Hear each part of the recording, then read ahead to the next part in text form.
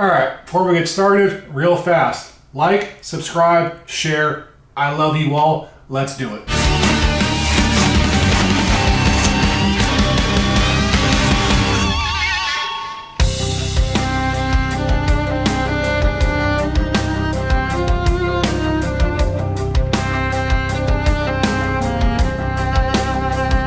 How you doing today, folks? And welcome to my review of the Artisan Cutlery Great White. All right, first things first. For all intents and purposes, this is a full custom knife for $200 from Artisan Cutlery. Doesn't matter if this knife is good or if it is bad, the fact that it even exists is genuinely incredible because everything about this knife reads Gavko. Now this is based off of a Michael Gavko custom, and honestly every single thing about this knife, short of this weird little branding piece right here, just reads Gavko. And again, for $200, that is extraordinary. The action on the Artisan Great White is achieved through this oblong thumb hole. It allows you to spidey flick, thumb flick, as well as simply roll it out. The action is definitely functional, but it's not great. This lock bar here is very, very sensitive. There's even a slight amount of pressure on it. This knife will either not deploy or it'll deploy weirdly. Like right now, see, I got it out, but I put a whole bunch of force and it was not particularly comfortable at all to deploy. The spidey flicks are, for the most part, reliable, though sometimes you will fail from no fault of your own, as well as the actual thumb flick itself, because that lock bar is so sensitive, can at times be hard to achieve, though again, you definitely can get it. The action is hit and miss. Honestly, the oblong hole in general is not normally the best way to open up a knife. The round hole is much better, though the oblong is quite a bit nicer and overall gives it a much meaner look. This knife has been passed around so far to like 4 or 5 different channels. It has ample time to be broken in. I have flipped it a whole bunch of times and it still has these problems, so there's no reason to believe these problems will not be long-term and long-lasting for your Gavko experience. Now, as far as disengagement goes, on the other hand, this knife is absolute butter. Beautiful. First off, if this knife was a strider, this would be called a nightmare grind or very close to it, and you'd pay a sizable increase in price for it. But on the Artisan Great White, you get it for the very reasonable price of free. It comes as is with the knife. Now, this type of grind has pros and cons to be very sure, but just the fact that it even exists on a production knife is honestly pretty damn incredible. As far as the actual scales, we have this very beautiful bead blasted titanium, which actually gives the knife a little bit of texture, which is really, really interesting. Furthermore, everything is milled out, contoured. There's no real rough spots on the actual titanium. Everything is very smooth, very well done. Centering, as you can see, is dead on. The fit and finish of this knife, for what it is honestly fantastic, and I really don't have any complaints short of, again, this lock bar being just a little too sensitive. Also, look at that clip, which blends perfectly into the actual scales. Like, this is definitely a gorgeous knife. For me, ergonomically is where this knife kind of starts to fall apart, because as strange as this may sound, despite its size, this is actually a really small knife. And what I mean by that is this knife is really kind of ridiculously thin. Because it is so thin in pocket and thin in hand, some folks will absolutely adore this knife.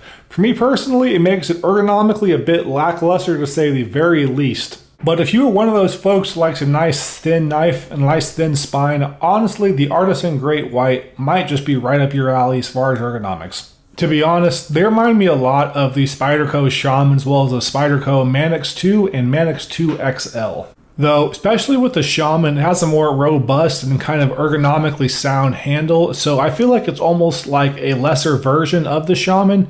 But again, if you've always wanted a thinner titanium Shaman, then the Artisan Great White, honestly, it might just be a home run for you. Me personally, I kind of just prefer the Shaman. Also, if you want to do anything approaching hard use with this knife, these thin titanium scales will absolutely bite into your hands. But if you love this knife and you don't care about that, you can always buy a pair of gloves, and I'm sure that would help out a great deal.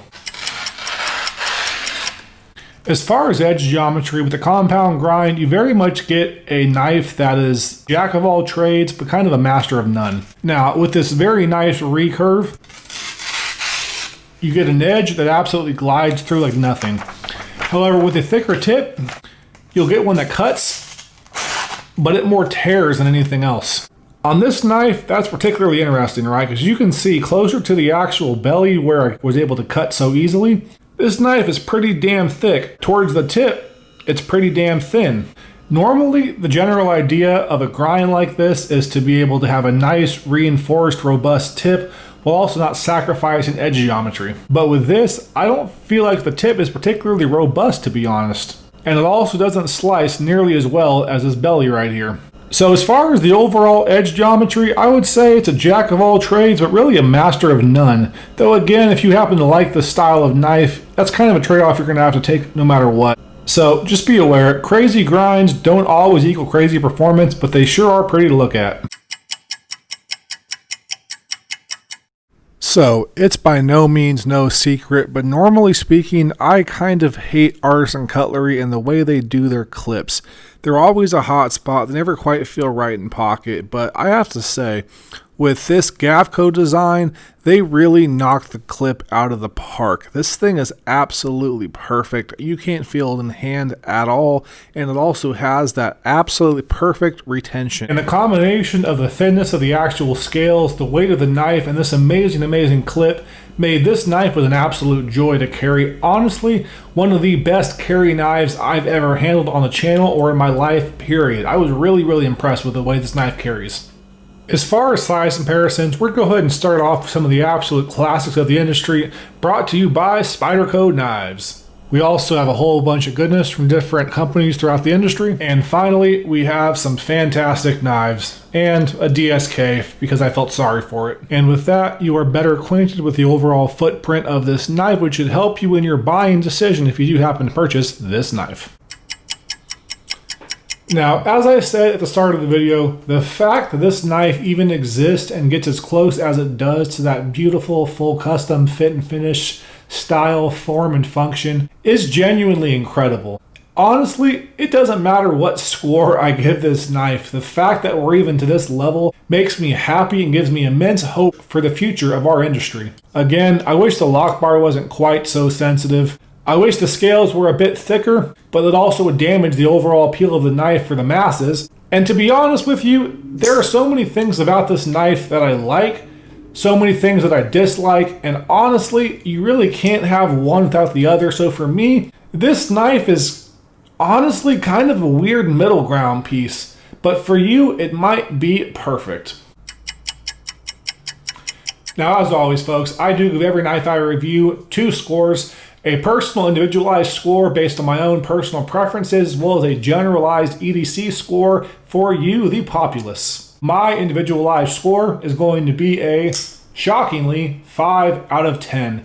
Now, to be very clear, as I stated earlier in the video, that's because this knife to me is very much a hit and a miss. But again, that trade-off is there because this knife tries to balance so many things and it honestly does a really good job of it. Now, once again, if you are into thinner knives, you'll probably love this knife. If you have smaller hands, you'll probably love this knife. If you just happen to not want to really hard use your knives like I do, because I'm a fucking masochist, you will probably love this knife. For me personally, I'm very happy it exists. I love, again, love that we've come so far in our machine and our technology, this is even possible.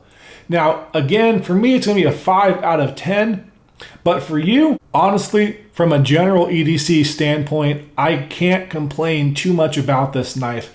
Every single thing I said negative about it also contradicts itself because it's the reason why this knife carries so good in pocket while it's such an EDC friendly piece, while it's so interesting. And again, this is so close to Gavko's actual customs, which I've owned 4 of so far, that honestly, it argues even buying from the custom maker itself. Now, if you want, custom elements to it, you want different handle materials, that's where the argument changes up. But as far as if you just want a titanium knife with a Gavko design, honestly, you really can't go wrong with the Artisan Cutlery Great White.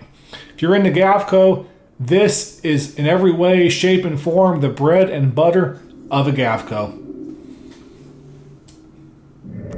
Now, as always, folks, I love you all. I appreciate you all. Times are crazy right now, so do the best you can to be safe, to love one another, to look out for one another. No matter what happens next, we as people of the world define our own fate. So again, do what you feel is right. Maintain who you are as a person. Do not let the mob mentality control you. Find ways to love each other. More than anything else, folks, just stay safe out there. I care about you all. I hope you all have a great day, morning, or night, whatever you are doing. Have a fantastic one. As always, take care and bye-bye.